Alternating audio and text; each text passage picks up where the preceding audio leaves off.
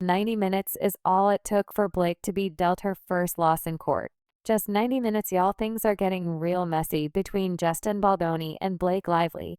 And after this courtroom battle, Blake might want to start rethinking everything. Because let me tell you, things are not looking good for her at all. Not only that both teams were asked if they were willing to give mediation a chance, but they both said no. Interestingly, both sides had different reasons for why they cannot so much as entertain the thought of mediation. There is so much to unpack here, love. So without further ado, let's get right into it.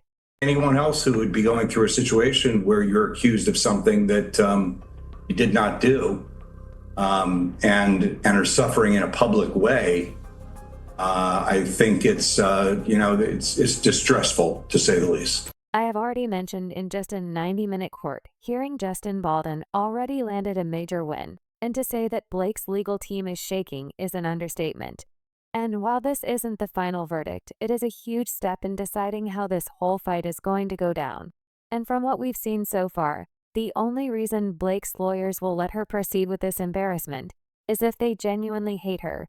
But before we dive into the new development, let's do a quick recap, because at this point, we've got so many updates on this case in one day that you'd barely remember the details of the previous day's events. If anything, these two have filed and updated so many segments of their lawsuit, you'd probably be wondering which one I'm even talking about. Well, at first, it was Blake Lively hitting Justin Baldoni with a wild $250 million lawsuit, accusing him of some serious misconduct. Then Justin, not about to go down without a fight, came swinging with a bigger $400 million countersuit, accusing Blake of extortion and defamation. He wasn't just ready to play, but went all in on Blake. And now, after months of back and forth, it finally landed in court, setting up one of the wildest legal fights Hollywood has seen in a minute.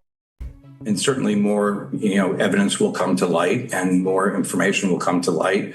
And I think people will see it in a similar fashion. From the very first moment the court session started, Justin's lawyer Brian Fredman came in ready to eat. Like he wasn't just there to argue, he was there to destroy. And the way that Blake's legal team started scrambling was both entertaining and embarrassing. They were shook, you see, when Fredman said that he was going to sue Blake into oblivion. Well, based on how he handled court, he meant every word. Blake's lawyers were so rattled. They tried to shut him up with a gag order, basically wanting the judge to ban him from making public statements about the case. And y'all, the judge looked at them and said, yeah, no. The judge straight up denied their request.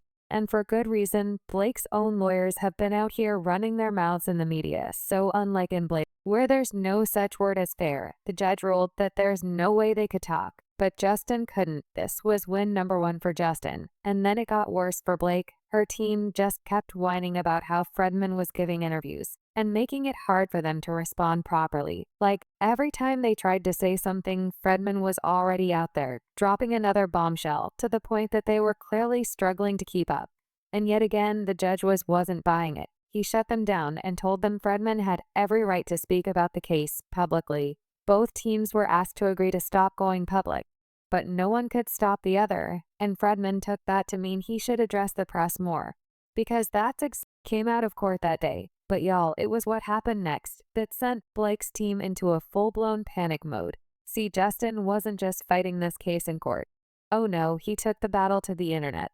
That's the time juice, as Fredman had promised that they launched a whole website dedicated to the case, where he uploaded everything: videos, legal documents, messages, basically all the receipts that back up his side of the story. And when Blake's team completely lost it when they found out, they tried to argue that this could unfairly sway public opinion.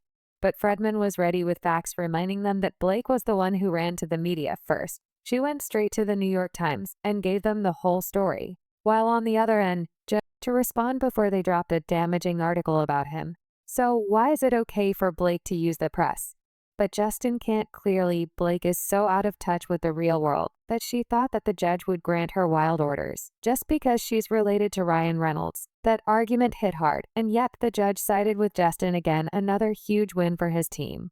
But then Blake tried one more desperate move. She asked the judge to let her pick who would question her during her deposition. If you don't know, a deposition is basically a legal interview where everything you say is under oath, meaning if you lie, that can be used against you in court.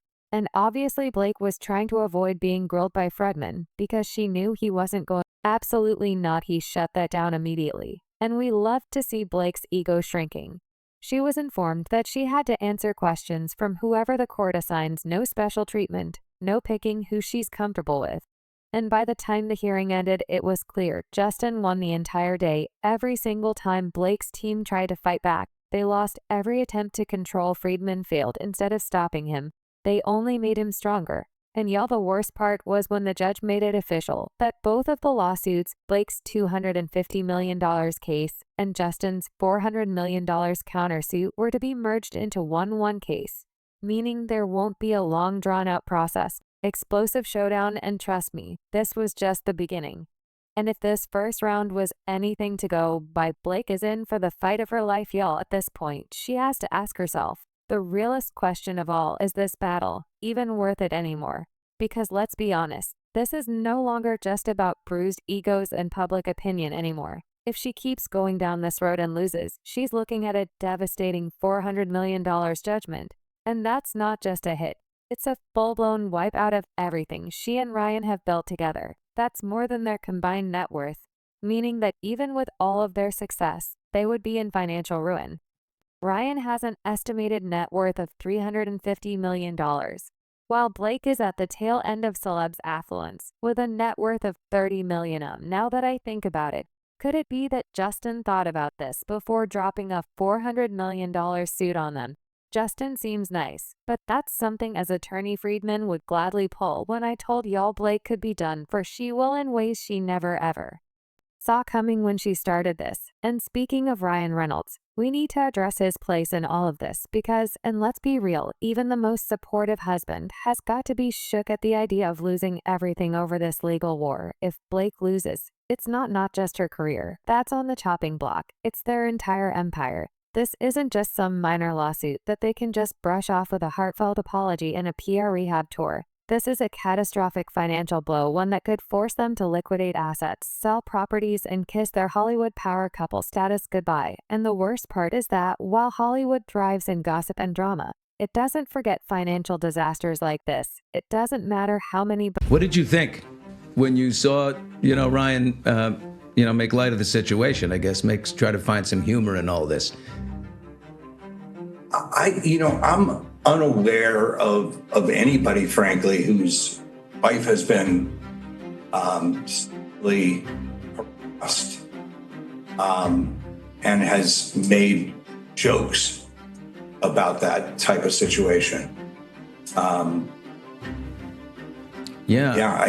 can't think of anyone who's done anything. And y'all, let's not pretend like public opinion isn't already shifting, because it is. And both Blake and Justin are losing their hairlines over this one. Justin Baldoni isn't just winning in court, he's winning in the media. Every time he comes out on top in a ruling, it chips away at Blake's credibility. Right now, she looks desperate, like she's grasping at straws, while Justin keeps stacking receipts. Hollywood respects power. And unfortunately for the Reynolds, the power is no longer in their hands. If they don't course correct soon, they're looking at a full-on exile from the industry. And as for Blake, she is just legit done for. Think about it. Who's going to want to work with her after the studios do not like her kind of messy brands will run in the sued for breathing too loudly? Controversy isn't cute when it comes with a $400 million liability attached. This isn't just a bad look, it's a career death sentence. Don't even get me started on the long-term consequences, because even if she somehow manages to settle, her reputation is already on life support. And if she doesn't settle and she loses, y'all, it's a wrap. There is no bouncing back from a court ruling that labels you a liar and an extortion in Hollywood. She is just not risking money. She is risking her legacy over a battle she might not even win. Justin Baldoni, on the other hand, cannot back down. While some celebs might settle just to make a scandal disappear, that is not the move for him. Shortcuts Fredman said that Justin is currently in Hawaii with his family, not on a vacation. As many may assume, according to Fredman, no one accused of serious allegations can ever truly relax. And even while dealing with this storm, Justin has still opened up his home to fire victims, showing the kind of person that he really is. On the flip side, though, the industry has been keeping their distance from him since this saga started. and for that he has lost a lot of work right now. Justin doesn't even have an agent after being dropped by William Morris Endeavor. Social media might be on his side, but Hollywood, oh not so much. Fredman also made it clear that Justin is not playing dirty. He's not taking shots at anyone.